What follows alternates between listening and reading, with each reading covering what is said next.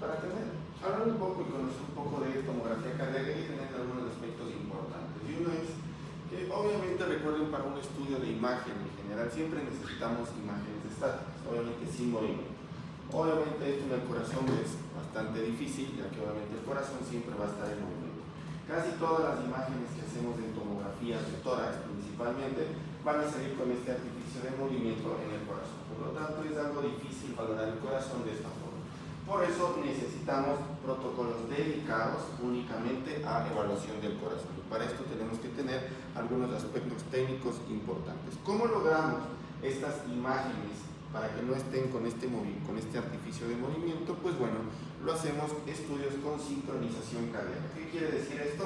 Que obviamente el paciente, al estar dentro del tomógrafo, también está con monitorización cardíaca.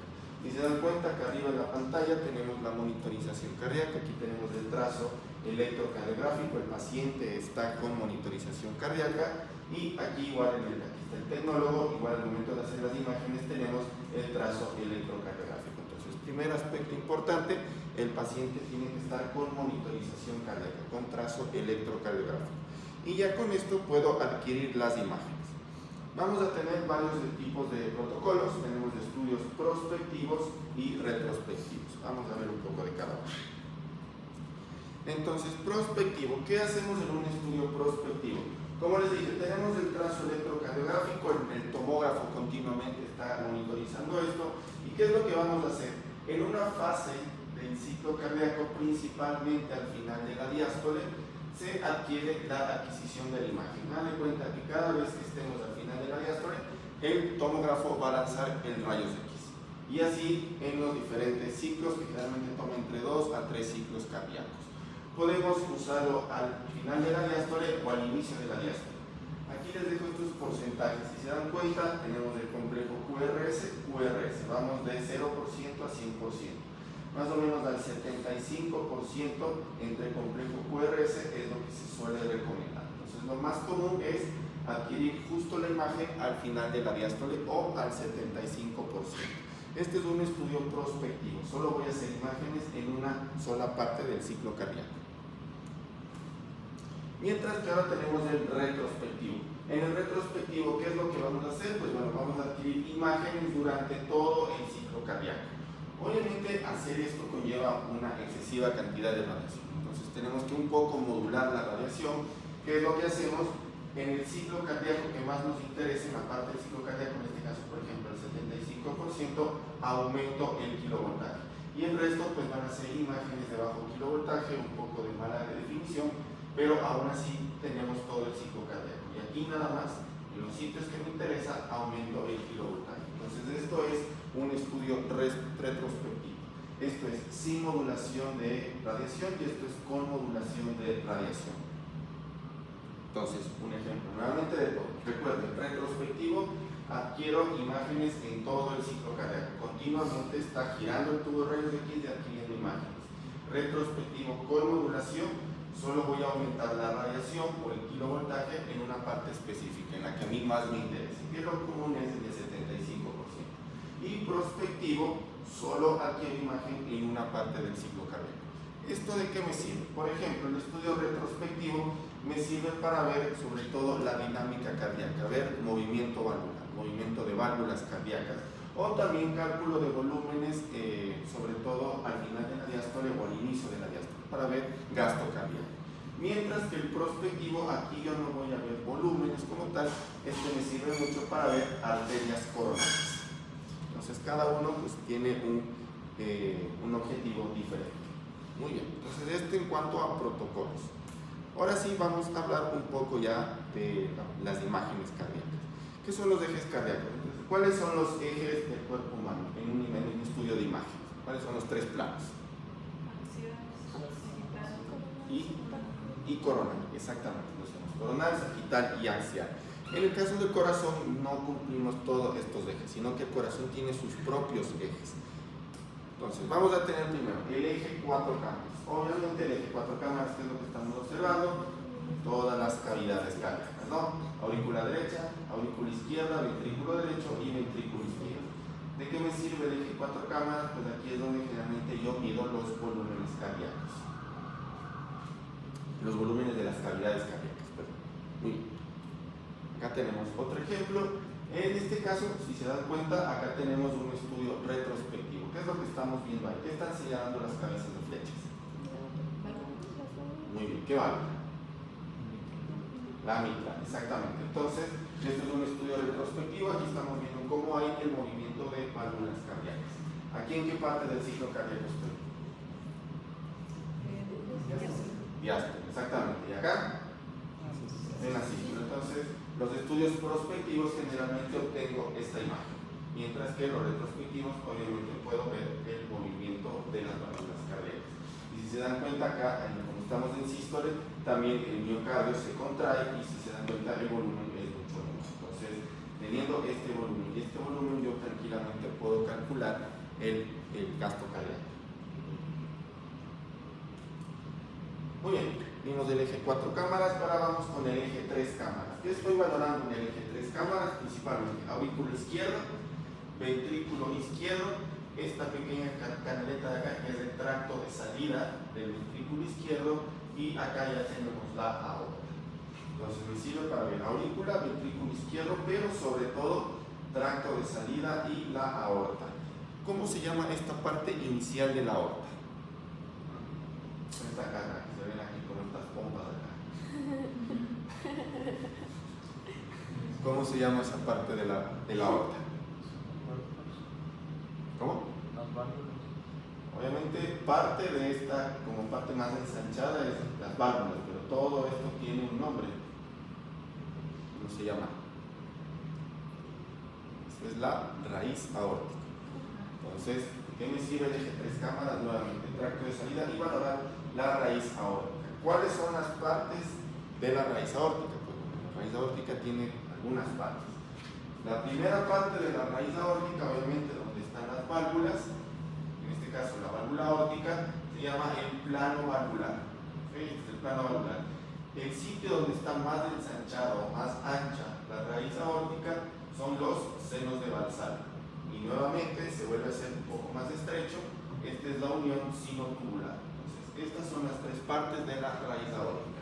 Tenemos plano valvular, senos de Valsalva, el sitio más ancho de la raíz aórtica, y por último la unión sinotubular. ¿Qué es importante de la raíz aórtica? ¿Qué sale de la raíz aórtica?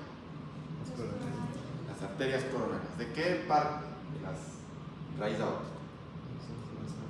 De los senos de Valsalva, exactamente. De cada seno de Valsalva tenemos seno de Valsalva derecho, seno de Valsalva izquierdo. De ahí van a salir las arterias coronarias. Muy bien. Y algo que también me permite valorar bastante bien son estas estructuras. ¿Quién me puede decir qué son? Músculos papilares, exactamente. Músculos papilares que van a tener estas extensiones, ¿cómo se llaman? Las cuerdas tendinosas. En este caso, unidas a qué válvula? La mitral, exactamente. Entonces me permite ver ventrículo derecho, músculos papilares, cuerdas tendinosas, tracto de salida y recuerden la raíz aórtica. Después de la unión sinotubular, ya obviamente viene la aorta ascendente. Muy bien. Vamos ahora al eje 2 cámaras. Aquí básicamente lo que voy a observar es aurícula izquierda y ventrículo izquierdo. ¿De qué me sirve esta proyección? Muchas veces para valorar la parte inferior y superior del miocardio. Bueno, también puedo valorar un poco en algunas ocasiones músculos papilares y también las válvulas cardíacas. En este caso la válvula mitral. Este es el eje 2 cámaras o también se le suele llamar eje largo. Y por último, el eje corto. Hagan de cuenta, en el eje corto lo que estamos haciendo es un corte a este nivel y obtenemos una imagen de ambos ventrículos. Entonces, aquí que es lo importante, obviamente, saber diferenciar ventrículo izquierdo de ventrículo derecho. Recuerden que el ventrículo izquierdo siempre va a tener el miocardio más grueso, vamos a tener músculos papilares y generalmente esta estructura de acá, ¿cómo se llama? El septo. ¿Hacia dónde debe estar el septo? Hacia el ventrículo derecho, exactamente. Siempre tiene que tener esta morfología redondeada. ¿Por qué? Porque el septo siempre proyectado hacia el ventrículo derecho simplemente por cuestión de presión. No hay mayor presión dentro del ventrículo izquierdo. Entonces, todas estas son eje corto. Obviamente se hace cortes desde el ápex hacia la base del corazón. Todo para ver ventrículo izquierdo y ventrículo derecho. Muy bien. Entonces, un pequeño repaso. Recuerden, eje 4 cámaras, vemos las 4 cavidades para ver volúmenes de las diferentes cavidades. Eje 3 cámaras, raíz aórtica, tracto de salida, ventrículo derecho, recuerden músculos papilares, aurícula izquierda. Eje corto, ver más o menos la disposición de ambos ventrículos, ventrículo izquierdo, ventrículo derecho, y el eje corto o eje largo o 2 cámaras para valorar el miocardio, sobre todo superior e inferior. Es muy frecuente que en estos tipos de estudios se hagan reconstrucciones en 3D, pero los ejes cardíacos es algo importante a reconocer. Y bueno, hay uno que por ahí saben añadir, que es el eje 5 cámaras. ¿Cuál es la cámara que está de más? La aorta, exactamente. Es algo que se utiliza mucho. Para esto sirve mucho más el eje 3 cámaras, para ver sobre todo el tracto de salida de la aorta. Muy bien. Entonces, ya vimos los ejes cardíacos. Ahora vamos a ir viendo cavidad por cavidad. Entonces, ya vamos a empezar con la aurícula derecha. Así como lo vimos en radiografía, lo vamos a ver ahora en tomografía. Entonces, recuerden, la aurícula derecha es la cavidad que está más hacia la derecha. Si nosotros recordamos la radiografía, recordamos que toda la parte del lado derecho correspondía con la aurícula derecha. Entonces, tenemos la aurícula derecha. Hacia arriba, ¿qué le está llegando a la aurícula derecha? La vena cava superior. Muy bien. Hacia abajo, ¿qué le llega? La cava inferior. Y más o menos en el margen medial, o sea, es el margen inferior y medial, le está llegando esta otra estructura. ¿Cuál es? Seno venoso, no. Se llama seno venoso. Es el seno coronario. Seno coronario. ¿Qué es el seno coronario? Obviamente es toda la sangre venosa que se drena del corazón. ¿Okay? Para la circulación de las arterias coronarias, la circulación venosa, y todo llega al seno coronario, que va a drenar directamente a la aurícula derecha, recuerden, hacia su margen medial e inferior. Muy bien. Si se dan cuenta, aquí la cava superior obviamente llega a la aurícula derecha. Recuerden que el epitelio de la aurícula derecha y de la cava superior son epitelios diferentes. Entonces, una vez que se juntan, tenemos esta pequeña banda que es como un epitelio de transición. ¿Alguien sabe cómo se llama esa banda o esa cresta? Que es parte de la aurícula derecha también. Es la cresta terminalis, ¿okay? O banda terminalis, que es, como digo, este epitelio de transición entre la cava superior y la aurícula derecha. ¿Okay? Recuerden que hacia anterior, abrazando a la aorta, también una extensión de la aurícula derecha, tenemos, ¿qué será esto? Bueno, esta como pequeña extensión acá hacia adelante que está abrazando parcialmente la aorta es la orejuela de la aurícula derecha. ¿Okay? Entonces, esos son los componentes de la aurícula derecha. Recuerden, es la cavidad que está más proyectada hacia la derecha. Muy bien, vamos ahora al ventrículo derecho. El ventrículo derecho, recuerden que en cambio es la cavidad más anterior, es la que está prácticamente pegada a qué hueso? Al esternón. Entonces tenemos la cavidad más anterior del corazón, ventrículo derecho. ¿Por qué se caracteriza el ventrículo derecho? Recuerden que el ventrículo derecho, el miocardio es bastante fino, a diferencia del ventrículo izquierdo, que es más grueso. Aquí tenemos esta imagen lineal que acá le está señalando esta flecha, que es como el mismo miocardio trabeculado. Obviamente en esta localización tiene un nombre especial. ¿Alguien sabe cómo se llama eso? Se encarga mucho de la conducción cardíaca. Como esta trabeculación del miocardio a este nivel se llama, ¿no? ¿No? ¿Cómo? Que es propio del ventrículo derecho, que es la banda moderadora. ¿No? Esto es banda moderadora, que es el mismo miocardio, obviamente más con una disposición más curvosa a este nivel en dirección al ápice, ¿okay? Que es la banda moderadora. ¿Qué más se caracteriza el ventrículo derecho? Obviamente tenemos acá el tracto de salida. ¿Qué válvula sería esta? La ¿Qué arteria es esta? La arteria duro pulmonar. Arteria pulmonar, exactamente. Y lo que está señalando la flecha es la válvula pulmonar. Entonces, ventrículo derecho, acá tenemos aurícula derecha, aquí donde dice TV simplemente es la topografía de la válvula tricuspide. Recuerden, banda moderadora, el miocardio mucho más delgado que el del ventrículo izquierdo. Muy bien. Vamos ahora a la aurícula izquierda. El ventrículo derecho es la cavidad más anterior. En este caso, la aurícula izquierda es la más posterior. Justo atrás de la aurícula izquierda que tenemos, ¿recuerdan que estaba ahí atrás? Que cuando crece le empuja. El esófago, exactamente. Entonces recuerden que el esófago está justamente en contacto hacia posterior. Está ahí en esta parte de acá, obviamente que no lo vemos porque está colapsado. Siempre ligeramente medial a la aorta. ¿Qué le están llegando a la aurícula izquierda? Venas pulmonares, exactamente. Recuerden que tenemos venas pulmonares, la gran mayoría de veces son de número par, en este caso el 4 de número, pueden ser variables, a veces 3, a veces 5, pero lo más frecuente es 4. Todas van a tener una desembocadura a nivel de la pared posterior de la aurícula izquierda. ¿Qué es lo característico de la aurícula izquierda? ¿Cómo se llamaba esta estructura? ¿Recuerdan?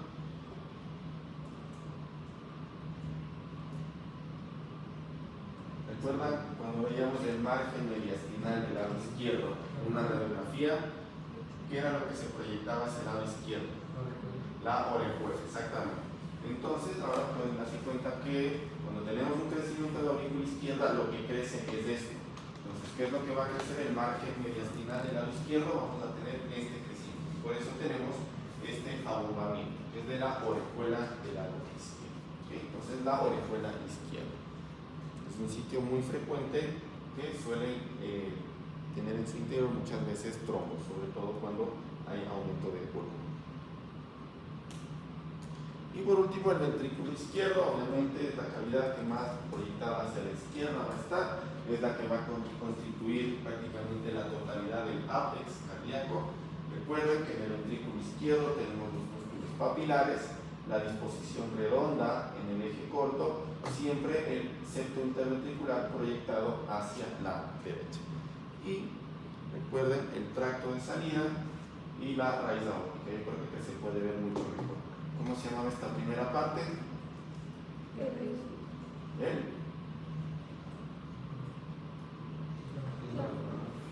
¿El plano?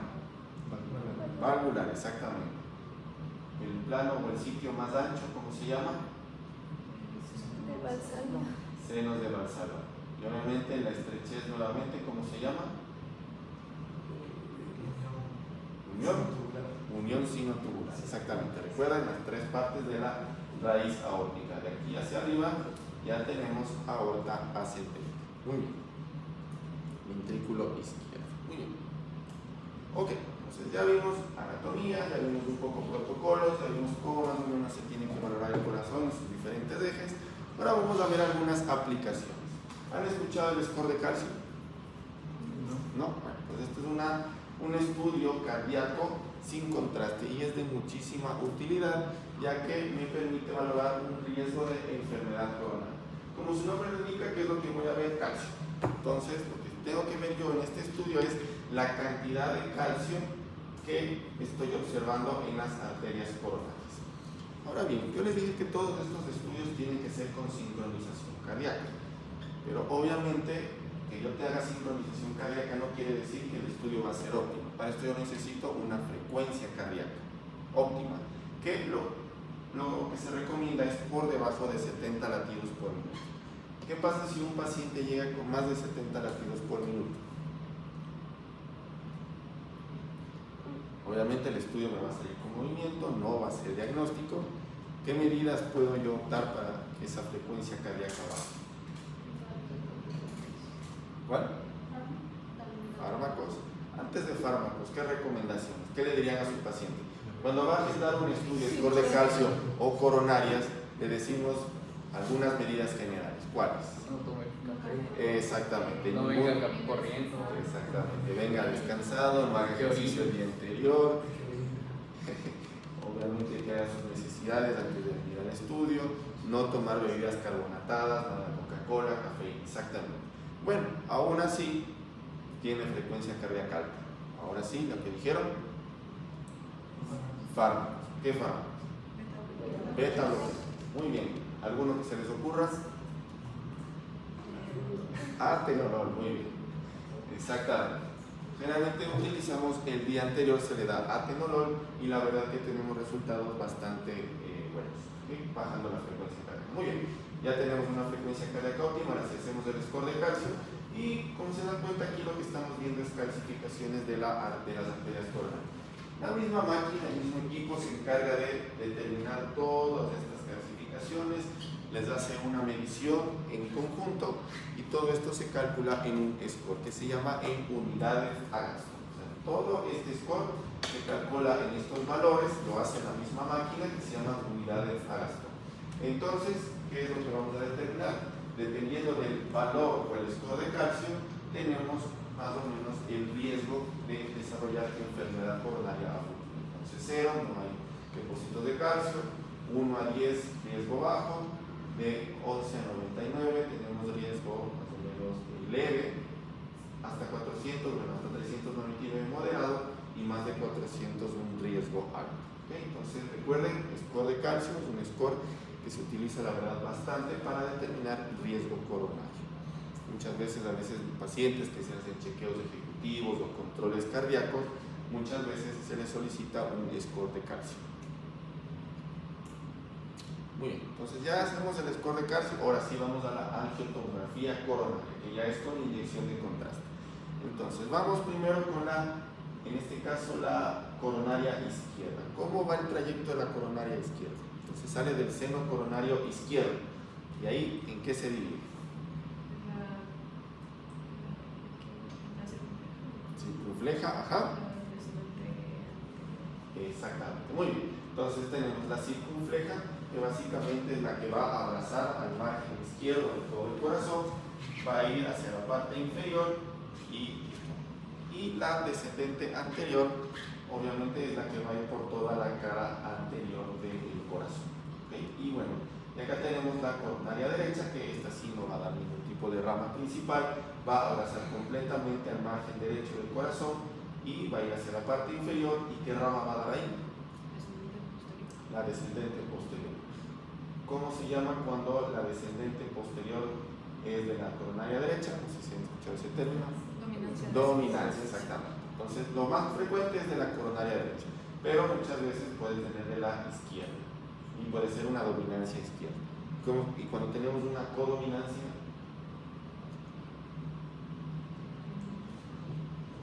pues que tiene anastomosis en ambas coronarias, tanto de la circunfleja como de la coronaria derecha. Ahora bien, ¿por dónde va la coronaria derecha y la circunfleja?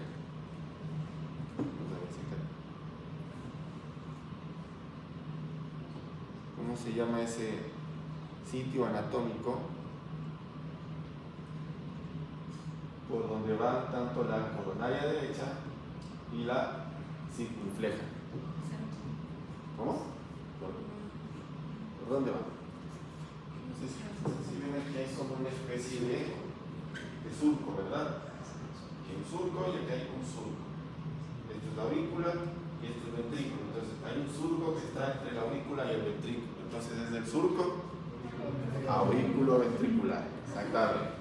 Entonces por ahí va la coronaria derecha y la circunfleja izquierda, por los surcos aurículo ventriculares. Muy bien. Entonces, muy bien, ya determinó la anatomía. Recuerden las arterias principales, las más relevantes, la circunfleja, la descendente anterior y la coronaria derecha. La coronaria izquierda, la verdad que es un segmento sumamente corto porque su bifurcación es bastante temprana. Muy bien, entonces ya hacemos, ahora sí, aquí tenemos un sistema, se han escuchado el K-RATS, bueno, seguramente han escuchado el B-RATS, C-RATS, D-RATS, todos los RATS que existen. Pues bueno, también en enfermedad coronaria también se utiliza algo que se llama el K-RATS. ¿Cuál es la diferencia de este RATS con los otros RATS? Que este no es de enfermedad oncológica, sino es de enfermedad vascular. Y básicamente aquí se resume todo. La verdad, si se dan cuenta, no es nada complejo, es bastante sencillo. Dependiendo del K-RATS, lo que yo voy a determinar es el grado de estenosis que tiene la arteria, en este caso el vaso coronario. Entonces, Carrat 0 obviamente no hay nada de estenosis, no tengo ninguna placa de ateroma. El Carrat 1 tengo ahí una pequeña placa, si se dan cuenta, muy pequeña, calcificada, de 1 al 24%. Carrat 2 hasta el 49%. ¿Qué es lo importante del Carrat 1 y Carrat 2? Que no tengo que hacer nada. Hay recomendación nula. ¿Okay? Cuando ya tengo más del 50%, y esto grábense un poco, cualquier vaso, no solo coronarias, carótidas, femorales, cualquier estructura vascular arterial que tenga una estenosis de más del 50%, ya puedo considerar que tiene una estenosis significativa. Y en este caso, si se dan cuenta, ya me marca en functional assessment, ¿no? Estudio funcional. ¿Qué quiere decir eso? Esfuerzo, puede ser. Muy bien, ¿qué prueba? ¿Cómo hacer una prueba de esfuerzo?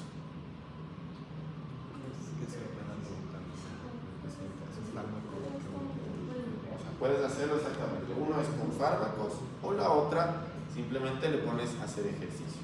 Entonces le puedes hacer un ecocardio, de esfuerzo, generalmente se le hace hacer ejercicio. Y muchas veces con fármacos también se puede hacer, eso muchas veces se hace en resonancia magnética. ¿Qué fármaco utilizas? ¿Cuál? Dobutamina. ¿Otro que se utilice? No atropina. Empieza con la letra A, pero no es atropina. ¿Cómo? Adrenalina no. Adenosina. Exactamente. Adenosina. Son los fármacos que suelen utilizarse para condicionar un estrés cardíaco y de esa forma ver la función del miocardio. Carrat 4, pues bueno, aquí simplemente es de porcentajes, ya tenemos en este caso ya más del 70% y Carrat 5 completamente el 100%. Acá hacemos ya pruebas de funcionales y también ICA. ¿Qué quiere decir ICA?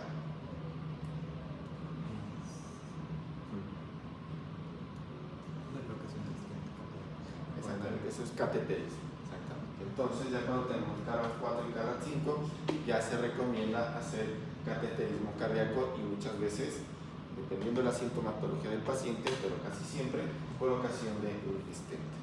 Y bueno, Carrat N, cuando hay un estudio por movimiento, muchas veces esto es lo que se obtiene cuando hay frecuencias cardíacas bastante elevadas. Y listo. Entonces, Carrat 1, recuerden, una estenosis mínima, una pequeña calcificación, no se hace mayor cosa. Varios ejemplos en las diferentes arterias coronarias, si se dan cuenta, todos tenemos placas de ateromas, en este caso calcificadas.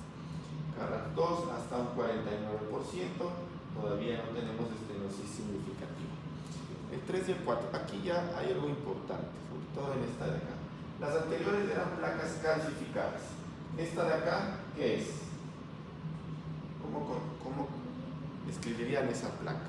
Que ya no es calcificada. ¿Cómo? No. ¿Se das cuenta que a este paciente le hicieron un estudio angiotomografía por un control, porque tenía muy poca sintomatología? Y le observa que esto que estamos viendo aquí ya una estenosis un poco más del 50%, pero aparte no estás viendo que sea una placa calcificada. Entonces, ¿qué tipo de placa es? Una no calcificada. Exactamente. ¿Y eso qué quiere decir? No, se les dice no calcificadas. ¿Y eso qué quiere decir? Es una placa blanda, o sea, es probablemente una placa en formación. Aquí hubo lesión del endotelio vascular, agregación plaquetaria, entonces es una placa que se está formando. Cuando tenemos placas calcificadas, generalmente ya son placas estables. Estas ahí se quedan, ya no van a crecer.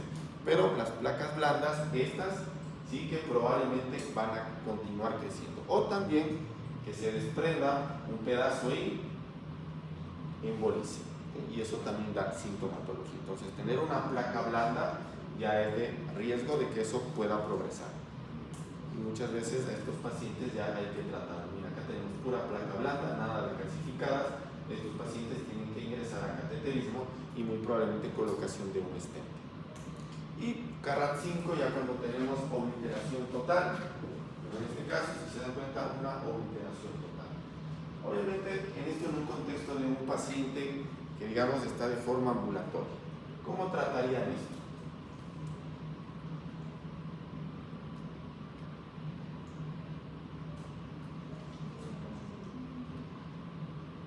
De forma ambulatoria.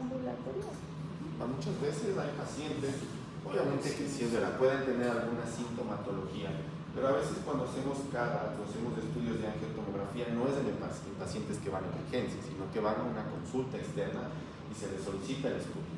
Entonces tenemos esto, estamos viendo aquí, obviamente hay una alteración total, hay que darle algún tratamiento a este paciente. ¿Cómo tratamos esto? Vasodilatado. Aquí tienes una obliteración total.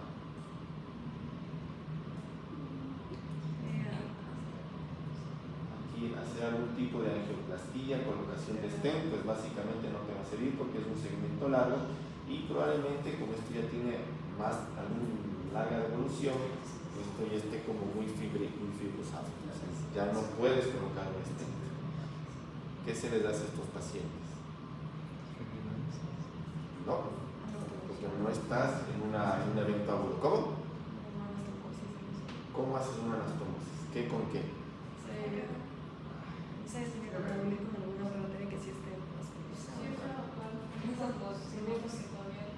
Exactamente. Lo que hacemos es esto que se llama de cirugías de revascularización coronaria. ¿Qué es lo que hago? Obviamente trato de formar puentes vasculares. Entonces se saca generalmente una safena o una vena de la extremidad inferior y se colocan puentes, obviamente para tratar de sortear esto y favorecer la circulación distal. Entonces aquí es donde entra ya la cirugía cardíaca con revascularización coronaria. Obviamente son cirugías de muy altísima complejidad que hacen los cirujanos cardíacos, pero es una forma de evitar que el paciente tenga, obviamente esto tiene un riesgo altísimo de enfermedad coronaria, entonces simplemente se hace un puente vascular, ¿okay? Con un vaso nuevo, generalmente suele ser la safena. ¿Listo? ¿Dudas? ¿Preguntas?